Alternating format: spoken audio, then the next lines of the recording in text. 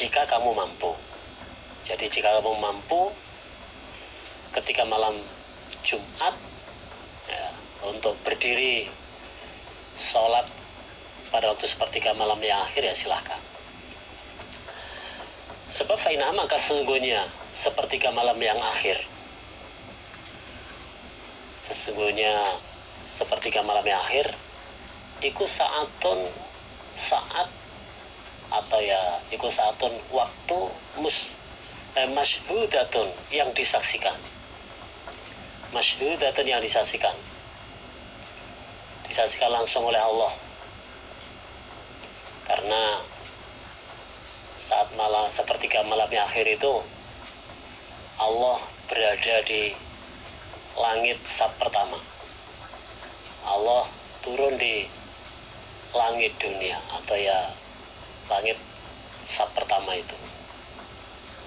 Wa du'a'u, dan doa via di dalam sepertiga malam yang akhir, via dalam sepertiga malam yang akhir iku mustajabun, dikabulkan. Iku mustajabun, dikabulkan. Wa qala, dan sungguh telah bersabda sobahi saudaraku Nabi, yaitu Yaqubu, Nabi Yakub, libanihi, kepada anak-anaknya Yakub, libani pada anak-anaknya Yakub, yaitu ketika anak-anaknya Yakub membuat upadaya kepada siapa itu bapaknya itu, membuat huru-hara pada bapaknya yaitu Nabi Yakub. Lah Nabi Yakub bersabda, saufa astaghfiru lakum Rabbi, saufa astaghfiru, akan memintakan ampun aku Nabi Yakub, lakum, untuk kamu sekalian, anak-anaknya Yakub itu, lakum, untuk kamu sekalian anak Yakub, memintakan ampun Rabbi, pada Tuhanku, yaitu saufa astaghfiru lakum Rabbi itu di dalam surat Yusuf ayat 98. Jadi saufa astaghfiru lakum Rabbi itu dalam surat Yusuf ayat 98, yang kalimat terusnya yaitu innahu huwal ghafurur rahim. Itu saufa astaghfiru lakum Rabbi innahu huwal ghafurur rahim. Yaqulu, bersabda siapa Yakub, hatta sehingga tak tiada datang apa lailatul Jum'ah, malam Jumat. Jadi ketika kamu mampu untuk berdiri malam Jumat pas sepertiga malam yang akhir, ya silakan. Sebab pada waktu tersebut, yaitu di saat sepertiga malam yang akhir malam Jumat, itu merupakan waktu yang disaksikan langsung oleh Allah. Karena Allah turun di langit dunia atau langit sab atau lantai pertama itu. Dan juga doa di waktu sepertiga malam yang akhir, waktu malam Jumat itu juga waktu yang mustajab, waktu yang mustajab atau doa yang dikabulkan oleh Allah. Dan begitu juga di saat Nabi Yakub akan memintakan ampun untuk anak-anaknya yang ceritanya itu berbadaya kepada Nabi Yakub, kepada bapaknya itu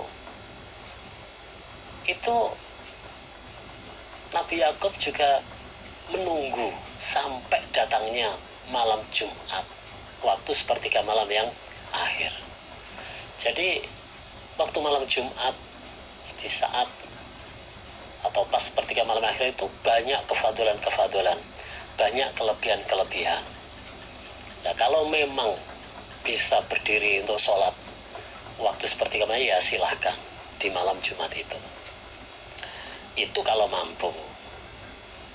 La fa'ilam tastati, maka seandainya tidak mampu engkau, Ali bin Abi Thalib, maka seandainya tidak mampu engkau engkaunya Ali bin Abi Thalib. Maksudnya itu tidak mampu berdiri sholat di saat sepertiga malam yang akhir. Fakum maka berdirilah engkau. Fakum maka berdirilah engkau fi wasatiha di dalam tengah malam. Di dalam tengah malam. Jadi di waktu malam yang tengah-tengah. Umpama malam itu jadi 3 bagian. Nah, kalau memang tidak mampu berdiri sepertiga malam akhir ya, nah, itu, malam pas tengah, itu, sepertiga malam yang tengah. Fa'ilam tastati maka seandainya tidak mampu engkau, maksudnya berdiri sholat waktu tengah malam atau malam yang tengah, tidak mampu, fakum maka berdirilah engkau Ali bin Abi Thalib, maksudnya berdiri untuk ibadah atau salat fi awaliyah di dalam awalnya malam. Jadi sepertiga malam yang awal. Jadi kalau memang tidak mampu berdiri untuk ibadah salat, nah, sepertiga malam tengah ya berdirilah sepertiga malam yang awal. Prakteknya fasolli maka sholatlah engkau Ali bin Abi Thalib 4 rakaatin 4 rakaat. Nah, itu. Adapun perinciannya takra'u membaca engkau Ali bin Abi Thalib. Takra'u membaca engkau Ali bin Abi Thalib fi rakaatil ula di dalam rakaat yang awal. Di dalam rakaat yang awal bi Fatihatil kitab. Dengan pembukanya kitab. Maksudnya surat Al-Fatihah.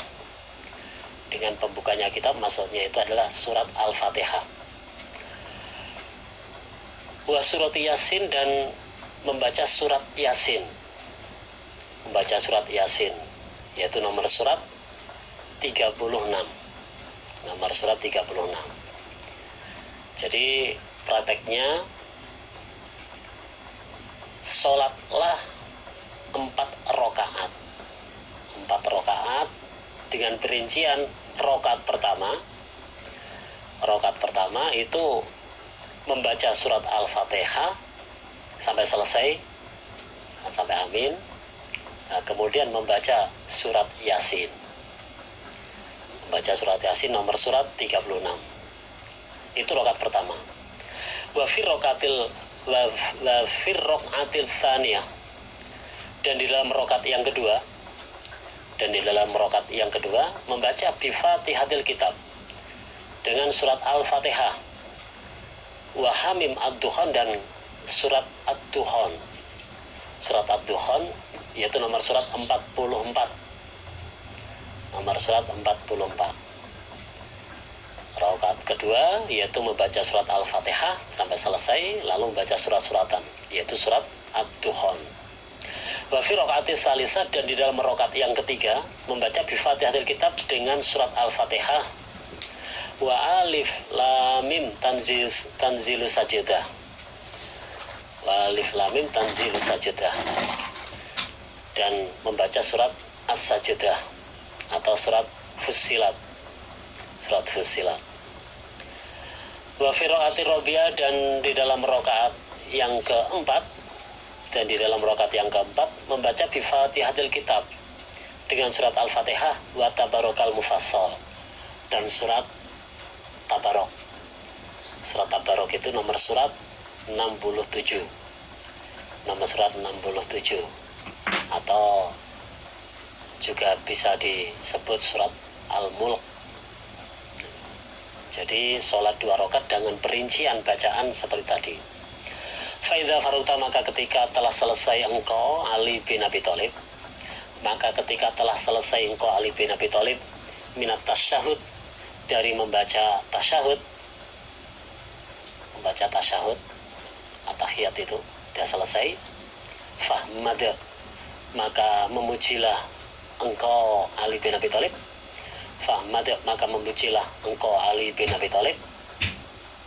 Allah pada Allah, yaitu membaca kalimat tahmid alhamdulillahirabbil alamin.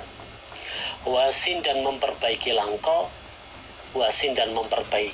asana pada sanjungan.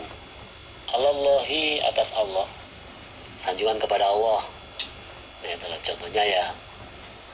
Tadi membaca takbir itu alhamdulillahirabbil alamin, terus la ilaha illallah wahdahu la syarikalah lahul mulk walahul hamd dan sebagainya. Wa huwa ala kulli syai'in qadir.